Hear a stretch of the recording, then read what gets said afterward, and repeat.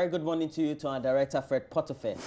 And I hope that you're enjoying, you're having a good time just behind the console. Okay.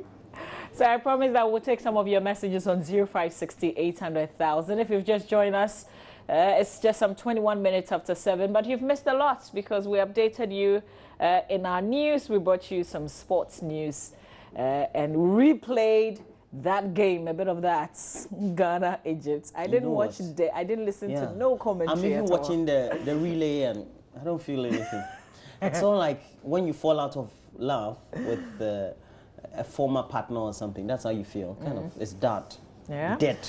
Okay, here's a message directed to the president, and it says, I want to tell Mr. President that Wasa Jabo to Akwaso Forest. There's some Galamsey activities that you want to draw the attention. Okay, I get where you're coming from. Thanks a lot for the message. First, your chief executive.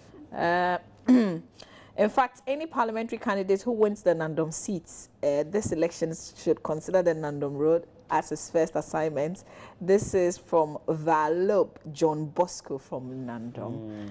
Because, you know, we were talking, when we were doing the newspapers, we talked about the main contenders, Mambwa Rock Singh. The predictions. Yeah. Okay. Mambwa Rock Singh is having his main contender as incumbent for Bimbilla. This one says, please ask at Mahama led at government, when are they paying our, is it compensation? But you don't say, is it teachers or what exactly are you talking about? I don't get it. You have to come back and clarify that. Prince Yusuf from Tumu says, any department who thinks that conditions are not favorable to them can go on strike. Nurses, teachers, you include Zoom Lion here, fire service, prison service, armed forces. Like, what are you saying? In fact, the economic is too bad for. I don't. Prince from Yusuf. Anyway, that's your message. No comments. AKA Big Joe Shoes, Dr. Abedi Kwada. So AKA Big Joe Shoes. Someone doing a chain gesture was beaten by macho men. Okay, you're making a big allegation. We can't, you know, there's nothing to prove, so I can't repeat the allegations that you're making, but we appreciate your message this morning. Thanks a lot. This one said, I'm afraid the police officer who was commenting on the attack of Nana's house has seemed not to be honest. If you look at the video of a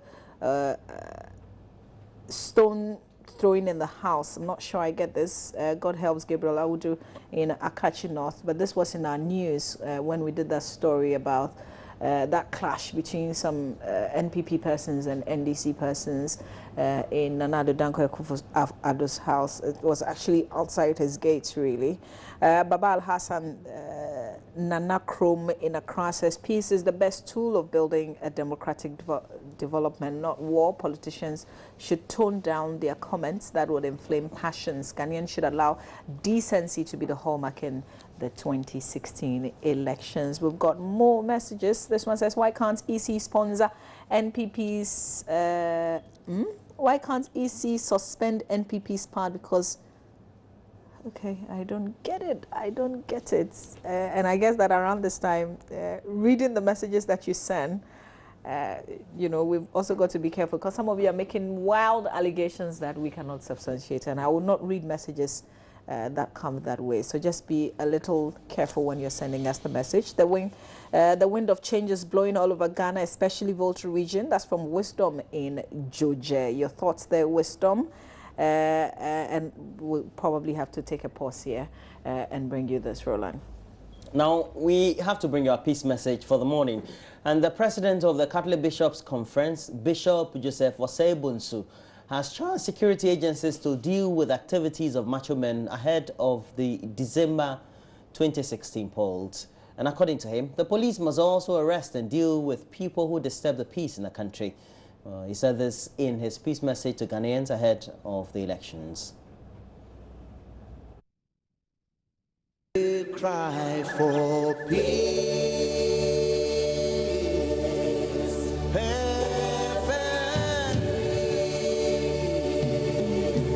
Lord, we cry for love. I am Bishop Joseph Osei-Bonsu, President of the Ghana Catholic Bishops Conference and Bishop of Konongo Mampong. Peace is what we want as Ghanaians. We all want peace. We want to live in peace. We do not want a situation where after elections, people are taking their possessions and running off to Burkina Faso, Togo, or the Ivory Coast. We want to live in peace. And so we all have to work for it. And there are many stakeholders, when we speak of peace with regard to the elections. So first of all, we have the government. So the government will have to play its role by providing the necessary logistics to the Electoral Commission. Then the Electoral Commission is like the referee for the elections. And so it should be neutral and should be seen to be neutral. It's like a referee in a football match. So if the players perceive that you're on the side of Team A or Team B, the football match will not go well.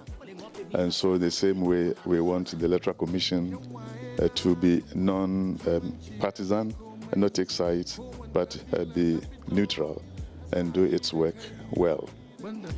Then we have the politicians, those vying for power. And because they are vying for power, sometimes they can say things that they are not supposed to say. So my appeal to them is to watch their language. They shouldn't insult their opponents and so on. They shouldn't see them as enemies. They are all vying for power, but that doesn't mean that they should insult their opponents. Sometimes they use intemperate language and so on. And I don't think we want that. And so we are asking the politicians to be careful in how they talk so that that will promote peace. Then also we talk about the security agencies, the police and all those entrusted with the security. And they also have to be professional in their work. They have to be non-partisan. Certainly they will belong to Party A or Party B or Party C, but when they put the uniform on, they should be seen to be non-partisan, very professional. So they should do the work as policemen or security agencies. And so during the elections, there may be places where there will be people causing trouble. They should arrest them and take the necessary action against them. And so during elections, it's customary to see some macho men going around, harassing people and so on. We're asking the police to deal with all these macho people, no matter which party they belong to. So they have to be strong and non-partisan. Then also the electorate, the politicians will come around with their messages and so on, and not only messages, they will also come with gifts. They will come and provide you with money and rice and sugar and oil and so on, and ask you to vote for them. That is bribery. Listen to the message that they are going to give. What are they going to do about education, about development, about peace and so on? And so when they come to you with these gifts, my advice is don't accept them and don't vote because of the gifts that they are giving you. Then to the youth, some of them during elections, are used by politicians for various things.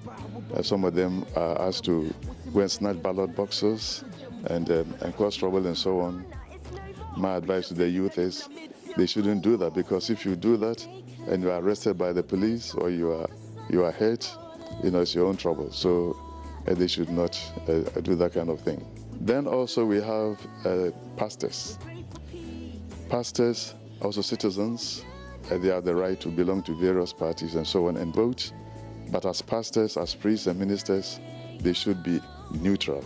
They should be non-partisan. And so they should not do partisan politics. They should try to be as neutral as possible so that that will bring peace.